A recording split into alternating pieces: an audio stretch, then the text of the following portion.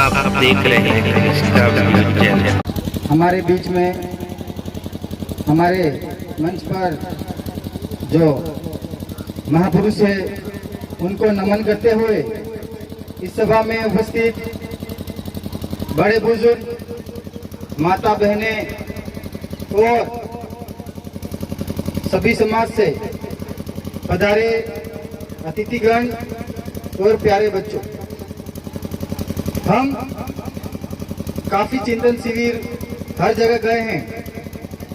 हर जगह जाकर देखते हैं कि हमारे जैसा युवा ही चिंतन शिविर में मौजूद रहता है, लेकिन यहाँ की बात कुछ अलग है। यहाँ हमारे बुजुर्ग लोग काफी संख्या में बैठे हुए हैं। तो अगर हमारे बुजुर्गों का अगर साथ हो और मार्गदर्शन हो तो आने वाला समय कितना अच्छा होगा, ये आप सोच सकते।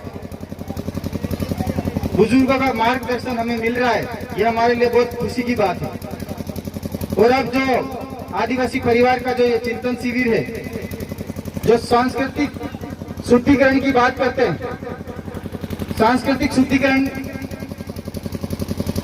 शब्द का उपयोग कैसे किया गया, क्यों किया गया? शुद्धिकरण से मतलब है कि जैसे हमारे जो विवाह पहले होते थे, पहले जो हमारे विवाह होते थे, विवाह पद्धति कैसी थी हमारी? पहले हमारी जब शादी होती थी तो हमारे राइट सर्कल में जमने फेरे लेते थे, शादी होती थी। शायद आज भी लेते होंगे, लेकिन कहीं कहीं उल्टे फेरे लेने लग गए। तो ये सांस्कृतिक शुद्धिकरण के लिए ये चिंतन शिविर किया है कि आज जिस तरह से प्रकृति में जो बेल चढ़ती है, जो राइट सर्कल से बेल चढ़ती है, और जिस तरह से प्रकृति में सांप कुंडली मारता है वो राइट सर्कल से कुंडली मारता है, जिस तरह से पानी में जो भंवरा पड़ता है वो राइट सर्कल से पड़ता है। इसीलिए हमारी जो शादी होती है प्रकृति के अनुरूप होती है, प्रकृति के अनुरूप हम फेरे लेते हैं, इसीलिए ये सांस्कृतिक शुद्धिकरण का नाम दिया गया। हमारी विवाह पद्धति में खोट आ गया है, तो इस खोट को हमको बदलना पड़ेगा। अगर हम उल्टे फेरा ले रहे हैं, किसी के कहने पे उल्टे फेरे ले रहे हैं, तो हमको सीधा होना पड़ेगा। हमारे को शुद्धिकरण की जरूरत है। हमारे यहाँ मामा और बुआ मिलकर शादी करवाते हैं, और शायद हर जगह मामा और बुआ मिलकर शादी करवाते हैं, लेकिन आज किसी तीसरे आदमी को बुलाकर शादी करवाते, और न जाने वो किस तरह का मंत्र बोलता है, वो हमें भी समझ में नहीं आता।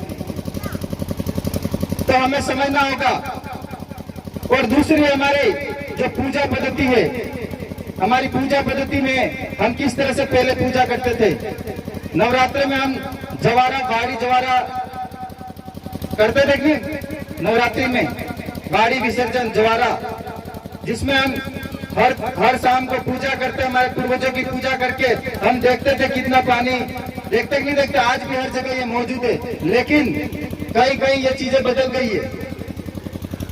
ये चीज हमको शुद्धिकरण की आवश्यकता है।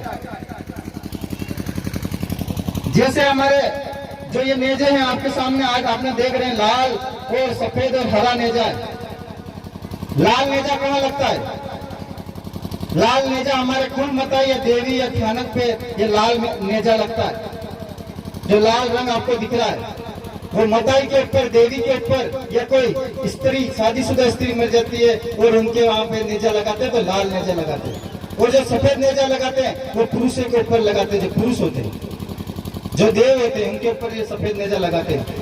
और जो हरा नेजा है, अगर कोई कुंवारी कन्या अगर मर जाती है और वहाँ पे उनकी समाधि वगैरह होती है तो ये हरा नेजा रहता है। और कहीं इन पहाड़ों में, प्रकृति में अगर पानी पहाड़ों से निकल कर आता है तो वहाँ ये हरा नेजा लगाया जाता है, या हमारे बोरवेल पर या हिडपन पे हरा नेजा लगाया जाता है। ये हमारे आदिवासी इस महान संस्कृति को छोड़ के चले गए, इसको हमको बचाना है। हमें किसी और के झंडे पकड़ने की जरूरत नहीं है। हमारे जो पूर्वजों ने चांद, तारे और सूरज का ये नेजा दिया है, हमको इसको बचाने की जरूरत है।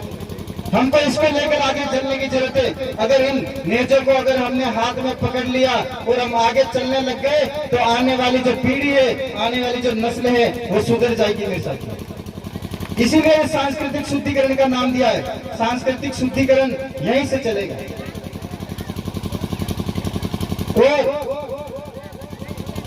यहाँ पहले गोगुंदा के विधायक मेघराज जी तावड़ थे, आपने सुना होगा। वो मेरे ही गांव के थे, जो जल जंगल जमीन की लड़ाई लड़ते थे।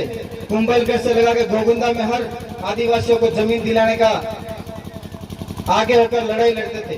वो मेरे ही गांव के, और उनसे ही हमने शिक्षा ली। तो आज आदिवासी परिवार जो नाम दिया है, आदिवासी परिवार कौन है? यहाँ कल एक व्यक्ति आदिवासी परिवार नहीं है।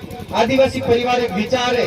ये पूरी झाझा में जो आदिवासी परिवार है, ये एक विचार है, संस्कृति का विचार है, सामाजिक का विचार है और राजनीतिक का विचार है, जो सबको एक जगह पे लाके बैठे। तो जो मेघराज जी तावड़ साहब थे, वो जंगल जमीन के लिए लड़ाई लड़ी, लेकिन वो इंसान है, वो चले गए।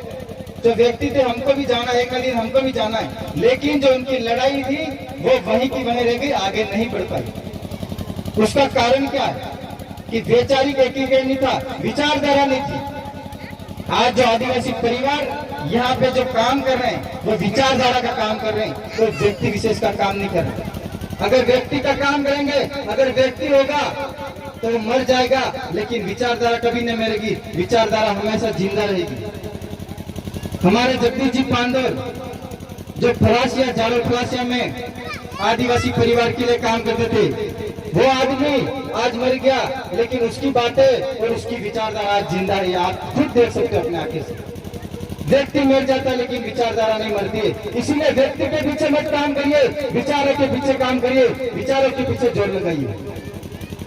अगर विचारों को आप, आज जो आदिवासी परिवार है, सब राजनीति के लिए बोल रहे, चुनाव आएंगे, फलाना आएंगे, सब होगा, लेकिन अगर विचारों से एक नहीं होगे, अगर एक बार आपने विधायक जिता दिया तो दूसरी बार हो सकता है ये विधायक रहे नहीं, या इसका कुछ और तोड़ निकाल के आपको खरीद लिया जाए।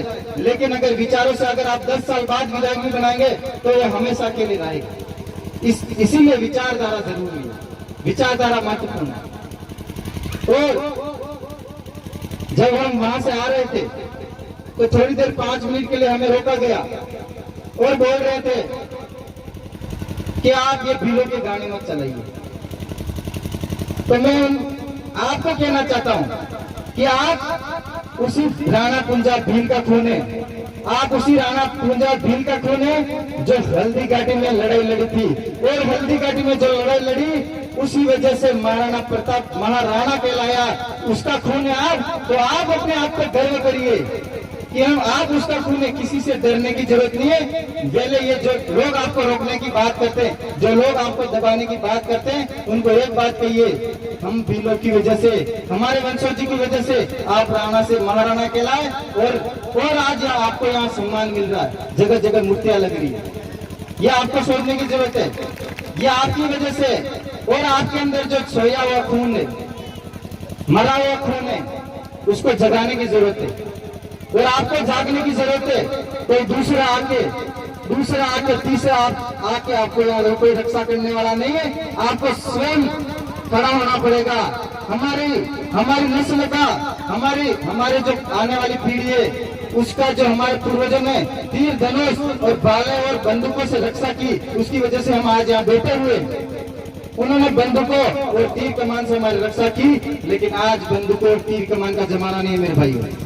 आज कलम का जमाना है, कलम से और दिमाग से लड़ना पड़ेगा, जब जाके हमारे आने वाली जो नस्ल है वो जिंदा रहेगी और सही दिशा में जाएगी। इस बात को हमको समझना पड़ेगा। और जिस तरह से आज हर जगह ये पैंथर के मामले हो रहे हैं, आज हमारे को जो फॉरेस्ट राइट एक्ट का 2000 थे, हमारे को आज भी हमारे लोग जो जंगल में काबिज है, 100 वर्षों से ज्यादा हो गए, 2-4 पीढ़ियां हो गई, उनको आज तक जमीनों का पट्टा नहीं मिल रहा है, जमीनों का पट्टा नहीं मिल रहा है। और टाइगर रिजर्व के नाम से हमको जमीन जंगल से निकालने का काम कर रहे, बेदखल करने का काम कर रहे हैं साथियों। वो क्यों कर रहे हैं साथियों?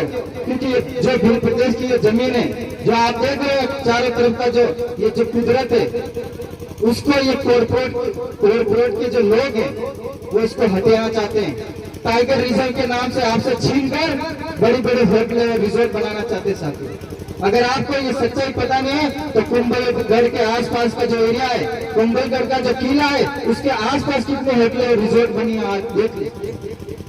और वो होटलें वहां नहीं रुकेगी, आने वाले समय में जो दूसरी जगह भी जो जगह बची है वो जगह लेकर यहाँ पर भी होटलें बनाने का काम शुरू कर देंगे। इसीलिए आपको जागना पड़ेगा, इसीलिए आपको एक होना पड़ेगा, एक जाजम पे बैठना पड़ेगा। एक जाजम पे नहीं बैठे, सांस्कृतिक शुद्धिकरण नहीं हुआ, वैचारिक एकीकरण नहीं हुआ तो आप एक पीढ़ी आपकी बचा लेंगे लेकिन आने वाली पीढ़ी नहीं बचा पाएंगे। इसीलिए आदिवासी परिवार का चिंतन शिविर किया जा रहा है, इसीलिए आपको जगाया जा रहा है। यहाँ कोई MP MLA बनने की लड़ाई नहीं है साथियों, ना किसी को एक भाई को सरपंच और पंच बनाने की बात है। या पूरे कौम और पूरे नस्ल की को बचाने की बात हो रही है, तो किसानों को बचाने की बात हो रही है, संविधान को बचाने की बात हो रही है, मजदूरों को बचाने की बात हो रही है। साथियों, इस बात को हमको समझना पड़ेगा। अगर सामाजिक एकीकरण हो जाएगा, विचारधारा में बदलाव आ जाएगा, सांस्कृतिक एकीकरण हो जाएगा तो राजनीतिक तो आपको तोहफे में मिल जाएगी। आपको बैठे बैठे लोग समझ के आपको वोट दे देंगे। साथियों, कोई आपको इधर उधर जाने की जरूरत नहीं पड़ेगी। ये बात हर जगह हर मंच पे करते हैं। शिक्षा की बात हमने सबने कर ली, किस तरह से शिक्षा लेंगे तो आपके जो हक अधिकार है उसके बारे में आप जानोगे, पढ़ोगे और सीखोगे। और जो जोहार का हम नारा लगा रहे हैं, जो जय जोहार बोल रहे हैं, तो जय जोहार क्या, जय जोहार बार बार बोलते हैं तो हमारे जो पूर्वज थे पहले, इसको जब छोटा बच्चा था रोता था तो माँ